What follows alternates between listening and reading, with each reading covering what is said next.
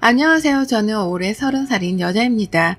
저는 친정엄마가 일찍 돌아가셔서 아빠랑 친오빠랑 같이 남자 식구들하고만 함께 자랐어요. 그렇다 보니 여자애들이 흔히 가지고 있는 애교 떠는 방법도 잘 모르고 여자가 삶의 여자끼리 주고받으면서 얻을 수 있는 삶의 지혜 같은 것도 인터넷으로만 보며 터득을 했습니다. 제가 바르게 자란 걸 보면 그게 마냥 나쁜 건 아닐 테지만 늘 마음 한켠이 불안한 건 어쩔 수 없네요. 내가 살고 있는 방법이 옳은 것일까 하는 의문을 가지게 되어서 말이죠. 결혼을 하고도 예외는 없었습니다. 애초에 결혼하면서부터 말이 많긴 했었어요. 남편은 제가 가장 친하다고 생각하는 친구의 동네 오빠이고 그렇다 보니 친구 하나 믿고 남편한테 의지를 많이 했어요. 내 절친이 좋게 본 사람이니까 좋은 사람이 분명할 거라는 은연중에 확신이 있었던 것 같습니다. 하지만 결혼 준비를 하며 남편이 여러 번이나 돈을 아끼려고만 하는 티를 대가며 저를 쫌생이조차 이해해주지 못하는 천하의 이기적인 여자로 만들더군요. 식장을 꾸밀 때도 그 하나 꽃 하나도 낭비라며 놓지를 못하게 하더니 웨딩드레스가 제 몸보다 훨 큰 것이었음에도 불구하고 가격이 더 저렴하다면서 그걸로 예약하라고 우기다가 저 몰래 드레스까지 바꿔쳐 예약한 게 바로 제 남편이었어요. 결혼식 당일날 드레스가 바뀐 걸 보고서 울지도 못하고 그렇다고 웃지도 못하고 모른 척 손님 맞이를 하느라 바쁜 남편을 보며 속으로 얼마나 욕을 퍼붓는지 모릅니다. 보는 사람마다 그 사이에 살이 빠졌냐며 제 드레스 걱정을 하는데 수치스러워 제대로 얼굴을 들고 입장조차 하기 힘들었어요. 그 와중에 저희 남편한테는 홀어머니가 계셨는데요. 어머니께서는 신부 측에는 아빠 하나 달랑, 신랑 측에는 엄마 하나 달랑. 이러다 우리 둘이서 시골리란 말도 나오겠네. 아이고, 보기 남산스러워라. 라는 농담을 해가면서 불만을 표현하셨답니다. 둘 다 한부모 가정에서 자란 게 자랑도 아닌데 결혼식을 꼭 치렀어야 했냔 말씀이었죠. 그 말을 들은 저희 오빠가 식 당일날부터 이 결혼을 물리겠다고 얼마나 기를 쓰며 절 설득했던지요. 그걸 겨우 말리고 참아가면서 결국 제 발로 이 집안에 들어와 식구가 되기로 했었습니다. 아빠랑 오빠 가슴에 상처를 입힐 수 없다며 저 혼자 한 번을 참아보겠다는 말과 함께 혼인신고도 했어요. 그렇게 살다 보니 대체로 괜찮아지더라고요. 쫌생이스러워서는 여자의 한 번뿐인 결혼식까지 돈만 아끼려 하다가 와이프한테 상처를 줬던 남편도 살아보니 제같이 가족이라고 생각이 되는지 평범한 가장스러웠습니다. 저나 남편이나 둘 다 맞벌이를 하고 있었기 때문에 수입은 대체로 둘이 살기 괜찮았는데요.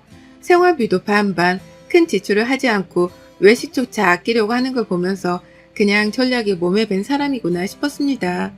연애 때보다 저랑 데이트도 덜 하려고 하고 저한테 선물 하나 사주는 걸 아까워하는 게 보이는 것이 가슴 아프긴 했으나 차라리 전략할 줄 아는 남자랑 사는 게 돈 모으긴 좋겠다 싶어서 좋은 쪽으로 이해를 하려 했죠.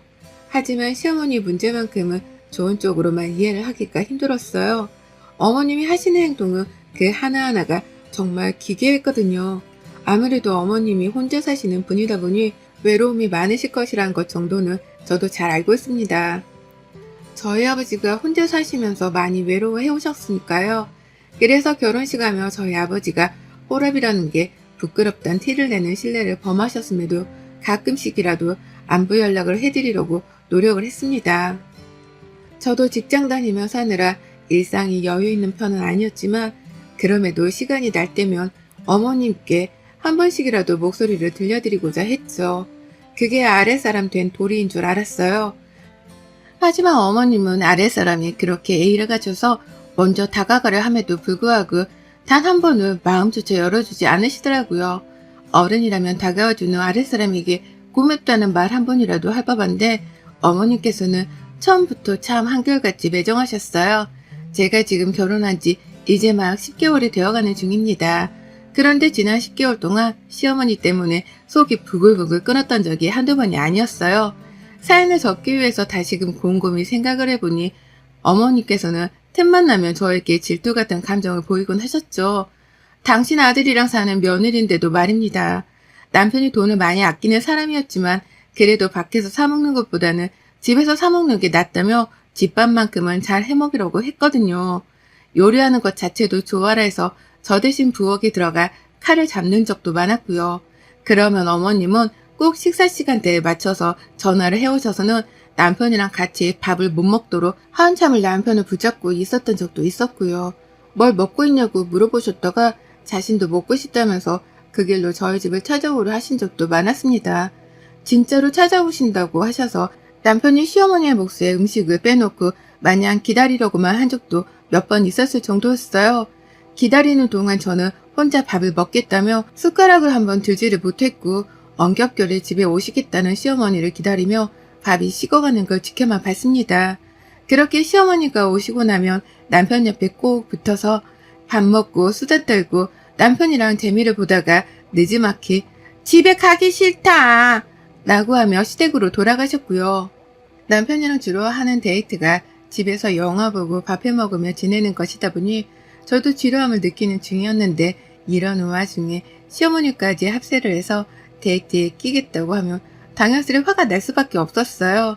시어머니께 드는 돈은 하나도 아깝지가 않은지 남편은 시어머니만 오면 냉동실에 냉동까지 해가며 아끼려고 한 식재료들을 마구 꺼내서 요리를 했고요. 저는 사이좋은 두 모자 사이를 지켜만 보며 나는 정말 아직 남이구나 싶었답니다. 남편조차 나를 남으로 생각해서 시어머니한테 하는 것보다 헐 못해주는 거구나 하고 말이죠. 시어머니는 그게 또 좋다며 남편 옆에 꼭 붙어 제가 말도 못 걸게 만드셨고요. 오죽했으면 저희 부부가 주말을 맞아서 야외로 나들이를 가려고 할 때를 기가 막히게 캐치를 하고는 연락을 해오기도 하셨어요. 모처럼 집에만 있다가 나서려는 것이었는데 그날 남편에게서 뭔 얘기를 들은 건지 어디로 가면 되냐? 나도 가도 됐지? 나만 빼고 가려고 했냐? 라면서 신이 나도록 무료를 보더라고요. 물론 저희 남편한테 말이죠. 그러면 남편은 당연히 와도 돼 라고 하면서 시어머니께 약속 장소를 찍어 보냈네요. 그럼 저는 100년 만에 나가는 야외 데이트였는데 그걸 시어머니랑 같이 보내며 완전 울상이 되어야 했고요. 저희 집에 오실 때마다 제가 뭘 입고 있는지도 찬찬히 보고 한 번은 제가 머리를 좀 따서 올렸더니 환갑이 다 되어가는 그 나이에 머리를 따서는 제가 한 것처럼 올려선 집에 찾아오셨더라고요. 미칠 노릇이었죠. 이쁘다고 한 가디건은 달라는 소리인가 싶어서 황당해하며 봤더니 다음번에는 똑같은 색상의 가디건을 입고 우리 집을 찾아오질 않나. 정말 알 수가 없는 속마음이었습니다. 모질다고 해도 할 수 없었죠. 저는 시어머니랑 결혼한 게 아니라 제 남편이랑 결혼한 것이었으니까요. 자꾸만 끼어들어 부부생활의 일원이 되려고 하는 어머님의 태도는 분명 도가 지나친 것이 맞다 확신했어요. 그걸 모르는 시어머니랑 남편이 그저 답답하고 속상할 뿐이었고요. 그렇게 섭섭함이 차곡차곡 쌓여가면서 시어머니의 주저넘치는 참견과 관심을 불편하던 중 이것이 질투라는 확신을 하게 되었답니다. 제가 임신하게 되어 지금은 막 9주차를 지나고 있는 상태예요. 임신이 처음이고 아이도 아직 조그마한 상태라 뭐든 조심하게 되고 예민함이 하늘을 찌르는 중이었죠. 거기에 더불어 입덧까지 말도 못하게 하는 바람에 실제 구토를 하며 신경이 많이 날카로워졌습니다. 그러는 와중에 우리 어머님은 저 임신했다는 소식을 듣고서도 그 사이 임신할 짓을 한 거야? 라며 애문 것에 먼저 놀라시더니 제가 입덧을 하는 중이라 집에서 남편조차도 먹고 요리하는 것을 내심 가려하며 하고 있었는데 전화를 해선 언제 먹으러 오라 불러줄 거냐면서 하루가 멀다 하고 남편을 부르셨어요. 문자로 해도 되고 남편이 퇴근하는 길이나 점심때에 연락을 하셔도 될 텐데 꼭 저녁 시간에 같이 있으면 전화를 하셔서는 무슨 할 말이 그리 많으신 건지 하시던 얘기를 또 하고 정말 같은 여자로서 임산부를 전혀 배려도 안 해주고 그렇다고 며느리를 예쁘다고 해주지도 않는 것이 한마디로 답도 없는 분이셨답니다. 그걸 똑바로 끊어내지 못하고서 할 말 다 들어주고 앉아있느라 구토하는 와이프를 뒷전으로 두고 있는 남편도 똑같긴 마찬가지였고요. 그러다 제가 나흘 전 토요일 밖에서 사먹는 빙수가 너무 먹고 싶은 거예요. 더워 죽겠는데 빙수도 먹고 싶고 집에 있으려다가 남편한테 정말 조르고 졸라 나갔습니다. 집에서 얼음이라도 갈아 먹으라고 하는 남편의 무심한 말이 상처였지만 그 상처가 더 오기가 되어서는 끝까지 데리고 카페를 찾아 나섰어요. 그렇게 카페에 막 도착을 해서 빙수를 시키고 앉아있는데 아니나 다를까 시모 전화가 걸려오더라고요. 분위기를 즐기고 싶어서 남편한테 말했습니다. 전화를 받지 말았으면 좋겠다고 말이죠. 그런데 우리 남편 저를 잠시 이해할 수 없다는 듯 쳐다보더니 시모 전화를 당당히 받아채더라고요. 시모는 어디냐고 물어봤을 테고 남편은 카페에 나와 있다고 대답을 했습니다. 그러자 우리 시어머니 이번에는 우리 남편을 본인이 있는 곳으로 불러내더라고요. 시댁 근처에서 밥 먹고 있는데 친구들이랑 같이 있으니 인사하러 오라고 말이죠.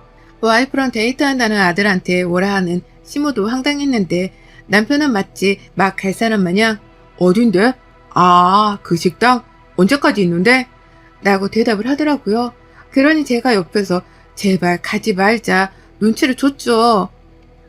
남편은 시어머니께 양해를 구한 후 전화를 끊었고 제발 어디에도 가지 말고 여기 앉아 쉬면서 빙수만 먹자고 하는 제 말을 애초롭게라도 했던지 결국 안 가겠다고 합의를 했습니다.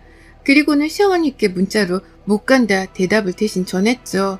하지만 그로부터 1분도 채 지나지 않아 시어머니한테서 전화가 걸려왔어요. 이번엔 저한테로 직접 말이죠. 전화를 안 받을까 하다가 자꾸만 부재중이 걸려와 받았더니만 어머님은 제가 임신한 걸 아시면서도 대뜸 소리부터 지르시더라고요. 보통의 막장 시모들이 하는 짓거리처럼 저희 시모도 며느리 앞에서 목소리를 낮출 생각도 안 하고는 소리부터 지르는 겁니다. 야, 네가 가지 말자고 내 아들 꼬디 갔지? 어? 걔가 왜 안 온다고 하겠어? 다 너 때문이잖아. 내가 내 아들 부르는 건데 네가 뭔데 옆에서 차단을 시켜. 네 남편 이기 전에 내 아들이야. 내가 더 오래도록 네 남편 끼고 살았는데 왜 네가 옆에서 내 아들이랑 내 사이를 방해하냐고. 라고 말이죠. 믿기 힘들었어요. 내가 남편이랑 시어머니 사이에 첩도 아닌데 사람을 무슨 첩년 취급하는 게 정말 기가 막히도록 어이가 없었죠. 근데 더 웃겼던 게 뭔 줄 아세요? 앞에서 남편이 어머님 통화를 듣더니만 제 핸드폰을 뺏어가서는 대신 대답을 하더라고요. 아유, 우리 엄마 섭섭했네. 지금 갈 테니까 딱 기다리고 있어요. 라고 말이죠. 그리고 남편은 떠났습니다. 시어머니가 계시는 곳으로 가서 그 친구분들께 인사를 드리려고 말이죠.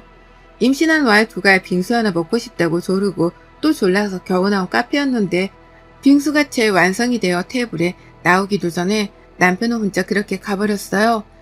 자기가 고부 사이 나빠지는 걸 어렵사리 방지하는 중이니까 딴지 걸지 말라면서 아주 당당하게 떠나버렸죠. 문자로 돌아오라고 나를 혼자 내버려두고 어디 가냐며 비련의 여주인공 행세까지 했는데 남편은 그러더라고요. 엄마 말도 일리가 있지. 얘가 우리 엄마 자식이기도 한데 넌 그걸 하나 이해를 못해줘서 이렇게까지 싸워야겠냐? 뱃속 애기는 무슨 죄야. 임산부가 스트레스 받으면 애가 그걸 다 느낀다고 내가 몇 번을 말해. 빙수 먹고 얼른 집에 가 있어. 나도 빨리 갈 테니까. 라고 말이죠. 그렇게 전 그날 모든 신뢰를 잃었습니다. 남편을 향해 남아있던 대략 49% 정도 되던 신뢰를 잃은 것과 더불어 시어머니가 내 남편을 향해 아들 이상의 감정을 느끼는 최악의 홀시임이라는 것까지 제대로 깨우쳤죠. 결국 그날 저는 시어머니께 간 남편을 뒤로 한 채 혼자 빙수를 퍼먹다 결국 스트레스인지 먹은 것 때문인지 아이를 유산했어요. 집에 가 혼자 멍 때리고 벽만 보고 남편을 기다리는데 하혈을 하더라고요. 병원으로 혼자 119 불러갔더니만 얘는 이미 유산되어 버린 후였고요. 남편은 뒤늦게야 소식을 듣고 시어머니랑 같이 병원으로 찾아왔습니다. 시어머니가 식당에서 나와 굳이 시댁을 가지 않고 저희 집으로 남편과 함께 따라오셨던 모양이더라고요. 그랬다가 거실 한복판에서 제가 하혈한 흔적을 발견하고는 뒤늦게 연락을 취했고 그래서 병원까지 찾아온 것이었죠. 저요? 저희 친정아버지랑 오빠가 남편 멱살 잡고 주먹을 난리를 하실 때에도 말렸어요. 근데 그 옆에 따라온 시모 얼굴을 보니 못 참겠더라고요. 그래서 누워있다가 일어나자마자 시모 보란 듯이 남편 얼굴에 주먹을 날렸습니다. 와이프가 이 모양이 되었는데 너는 이제서야 병원에 기어오냐면서 사내 놈이 태어나서 쪽팔린 짓이란 짓은 다 하고 산다며 병원 떠나가라 소리를 질러가며 남편한테 울분을 토해내니 직원분들이 저를 진정시키는 사이 오빠가 열이 받다 못해 남편을 끌고 나가버렸어요. 시어머니는 그걸 말리겠다고 또 남편을 질질 잡아끌며 쫓아나갔고 그 바람에 아빠가 오빠를 돕겠다고 또 쫓아나가버렸습니다. 그리고 얼마 지나지 않아 오빠가 문자를 보내왔는데요. 집에 가서 제 짐을 싸우겠다더군요. 이혼하게 만들 거니 딴소리 말고 바로 이혼도 하라고 하면서 말이죠. 그리고는 사진 하나를 보여주는데 와, 세상에 남편이 저희 오빠한테 뒤지게 얻어맞고서는 제 짐을 오빠 대신 싸고 있더라고요. 시모가 안 보여서 시모는 어디 갔냐고 물으니 아직 집 정리도 안 된 집에 그 아줌마가 왜 기어들어와? 라고 하면서 대답을 했어요. 알고 보니 저희 오빠가 시모는 집에 못 들어오도록 문 밖에 내버려 두고 문을 잠궈버린 겁니다. 저희 오빠가 어릴 적부터 깡패는 아니었어도 불의를 보면 못 참고 사는 성격이었거든요. 저도 하나뿐인 여동생이라면서 애지중지 키운 게 제 오빠였고요. 그런 제가 유산까지 했다 생각을 하니 울분이 토해져서는 시모가 보는 앞에서 남편을 반 죽여놓은 걸로도 모자라 말 안 들으면 더 때리겠다며 집까지 데려와서는 시모를 문 밖에 내버려 두고 문을 걸어 잠궜더라고요. 그러니 시모는 밖에서 안절부절 못해 난리부르스를 치다가 저한테 하나둘 미안하다는 사과 문자를 해오기 시작했네요. 자신이 생각이 짧아서 제가 유산을 했다나 뭘하나. 이제 와서 다 끝난 마당에 말이죠. 그러니 저는 이제 와서 그게 다 무슨 소용인데요? 라며 비스꽂는 말을 퍼부어가면서 연락을 차단한다 하고는 더는 답을 하지 않았습니다. 말도 섞고 싶지 않은 하찮은 존재였으니까요. 아직도 어이없는 제 몸뚱이를 보며 억울해서 눈물도 안 나오는데 그 와중에 저희 아빠랑 오빠는 제 짐을 싸다 말고 남편은 집에서 쫓아내 버렸다더라고요. 아무리 생각해도 제가 집을 나가는 건 아닌 것 같다면서 제 짐을 싸게 하다 말고 남편한테 짐을 싸게 하고는 집에서 쫓아내버렸습니다. 이혼도 소송으로 갈 거고 아기 있는 과정 동안 두 사람이 저한테 가했던 압박은 증거로 싸잡아서 무조건 고소할 거라며 으름장도 단단히 놓았다고 하고요. 저는 나중에야 남편이 짐을 빼고 나간 집으로 퇴원을 해서는 얘기를 전해 들었었습니다. 아직 다 빠지지 않은 남편의 물건들을 보며 마음이 허했어요. 그러나 한편으로는 그런 생각이 들더라고요. 이런 남편은 앞으로 평생 살면서도 내 편이 아닌 지네 엄마 편을 들며 내 속을 썩였을 놈이었을 거라고 말이죠. 그런 놈의 자식까지 낳고 평생 발을 못 빼고 사느니 차라리 지금이 나에게 좋은 기회일 수 있다고 말입니다. 아이를 잃어가면서까지 얻은 귀한 기회였기 때문에 저는 이 기회를 2번 놓칠 수 없었어요. 그래서 이혼소송도 오빠 말대로 밀어붙이고 얼른 재산 정리에 홀로 서기를 하기로 했답니다. 불과 얼마 되지 않은 시간 동안 아이 잃고 남편 잃고 집까지 잃게 된 저였는데요. 오빠랑 아빠가 제 곁에 든든히 계셔준 덕분에 그나마 버틸 수 있었어요. 오빠가 자기 아는 사람들 총동원해서 변호사까지 소개를 시켜주는데 역시 내 피부치는 가족밖에 없더라고요. 결혼한 기간이 너무 짧아서 재산 정리를 할 것도 없었지만 그래도 결혼하며 들인 돈을 나누고 정리하느라 어쩔 수 없이 남편과 연락을 해야 했는데요. 그것도 저희 오빠가 다 정리를 해줬습니다. 아내 유사시킨 걸 동네방네 평생 근처에서 떠들고 다녀서 다시는 여자도 못 만나게 하고 결혼도 못하게 하겠다고 으름장을 놓았더니 남편이 즐겁을 하면서 한 번만 봐주라고 애걸복걸을 했다더군요. 저희 오빠가 한다만 하는 사람이란 걸 얻어맞으며 뼈저리게 느꼈던지 해달라는 대로 다 해주겠다고 먼저 제안을 했다고 해요. 그래서 오빠는 지금 살고 있는 저희 전셋집 만기가 될 때까지 제가 살고 그 후 받기를 보증금으로 기존에 보탰던 원금을 돌려주겠다고 합의를 받아냈다고 하고요.